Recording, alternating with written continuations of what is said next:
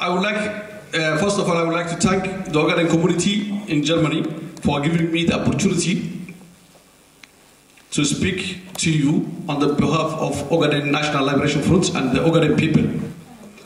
I would like also to extend my deep appreciation to those who organized this Eastern African Solidarity Seminar in Offenbach, especially the Eritreans, the Ogadenis, and the Oromo brothers and sisters. ONLF is a grassroots social and political movement found in 1984 by the Somali people of Ogaden, who could no longer bear the atrocities committed against them by successive Ethiopian regimes. Today, the ONLF, as both an advocate and a defender of the people, is dedicated to restoring the rights of the Somalis in Ogaden, which is a right of self-determination, lasting peace, development, and democracy. The Ogaden cause, some people might say that the Ogaden cause is a conflict between Somalia and Ethiopia. That is not the case. The Ogaden cause is not at the heart of dispute between the Republic of Somalia and Ethiopia. It is one of the features of the European colonialism in Africa. The Tigrayan People's Liberation Front, TPLF, uses economic development, receipt of food aid, and the land allocation as a weapon of war against innocent civilians. Ethiopia refuses to accept human rights organizations' inspections into Somali region in Ogaden, and prohibits journalists are supposed to enter. A good example, everybody has heard about the two brave children gunned down and arrested for doing their jobs in trying to show the world what the regime is hiding in Ogaden. The Wayani regime had charged them with terrorism crimes, which we know are all false, and they only doing their jobs as journalists. And the reason is to deter journalists from entering the Ogaden and finding out the truth.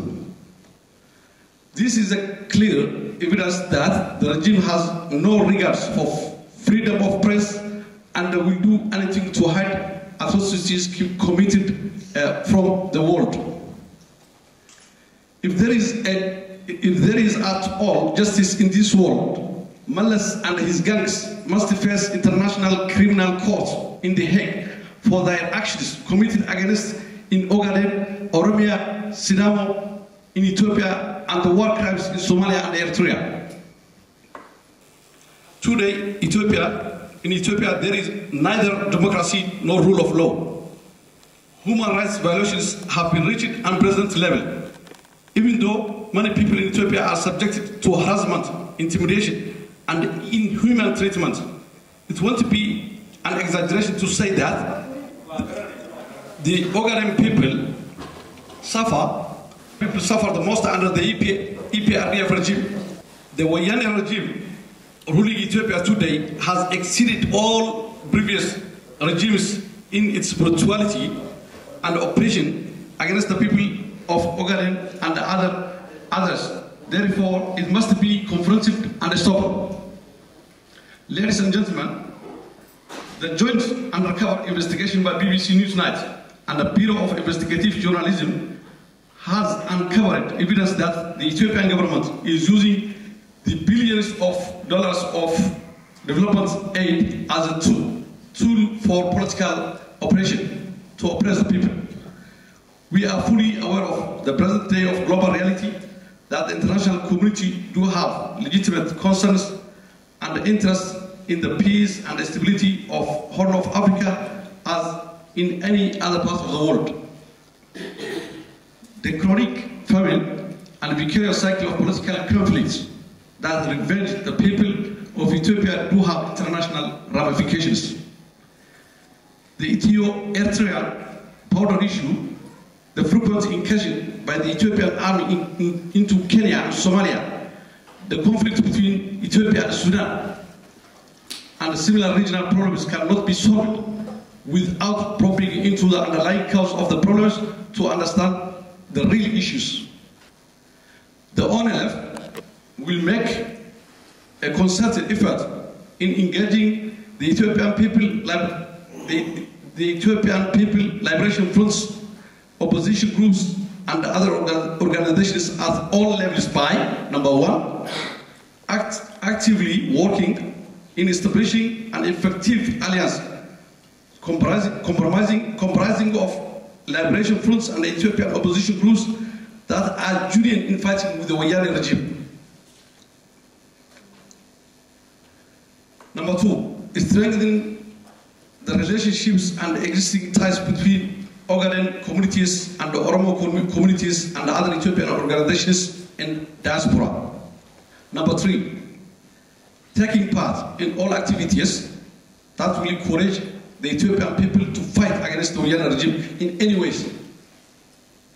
Finally, the future of Eritrean state is bright, and it looks excellent as the Eritreans are talented and hard-working people, and I hope Eritrea became a symbol of democracy and prosperity in the Horn of Africa.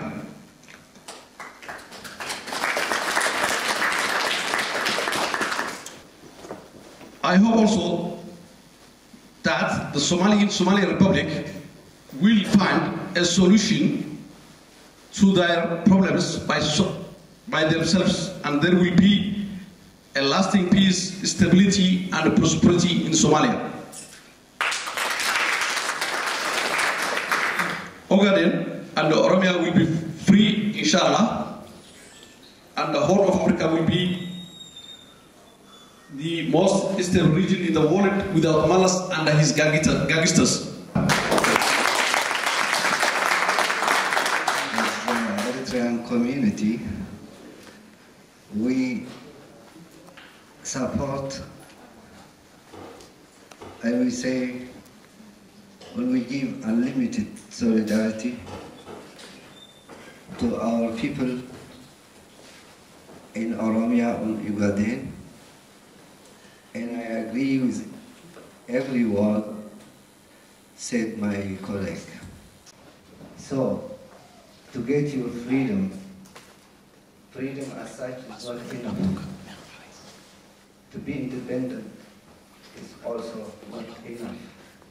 But fight again and again until the final goal, because the freedom of Eritrea as such is not enough if our neighbors are still suffering under the chauvinism of the Ethiopian regimes.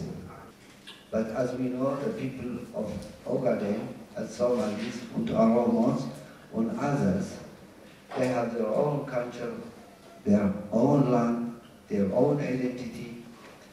They couldn't write or read. They haven't water. They haven't shelter. They haven't hospitals. They have nothing.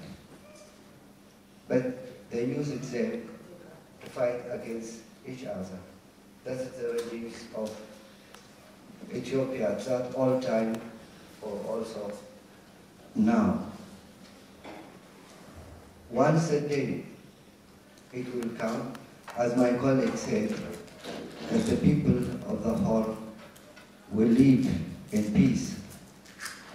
Freedom is not a piece of bread to divide it between people. Whether you be free or you don't. There is no half freedom or half peace.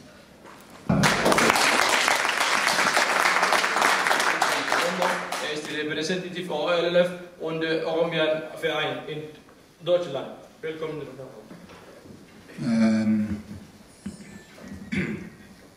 Always to be the last speaker is good, because what he wants to speak or what he wants to deliver will be delivered by the others who made the speech before. So I would like to thank very much Mr. Hassan, representative of ONLF, who summarized the political situation in Ethiopia, the atrocities committed by the TPLF regime against every nation in Ethiopia in general, and in Ogadenya and Oromia in particular, and the tactics they are using to rule the country endlessly. So he briefed everything. And I would like to appreciate Mr.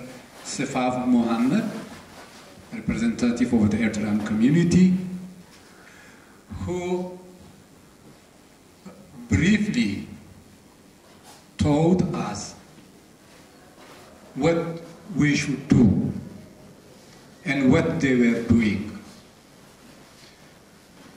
How the Eritrean people came to independence, what problems they are facing after independence, how they are going to manage these problems, and their dedication for peace, stability, and development, and freedom for the people of the Horn of Africa in general, and for the solidarity they have for Ogaden and the Oromo people. So they have summarized everything. Just I will make just a few remarks on behalf of the Oromo community and the OLF. Okay,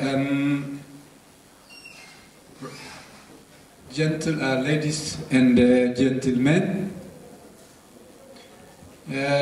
taking this opportunity, I'm very honored to make few remarks on the behalf of the OLF and the Oromo community in Germany. First and foremost, I would like to thank the organizing committee, especially the Ogaden community in Offenbach, for facilitating and initiating the coming together of these three communities to conduct this joint seminar. As most of you may remember, this seminar is the continuation of our first seminar, which was held on the eve of the 2009 TPLF fake parliamentary election. Since then, the political environment in the Horn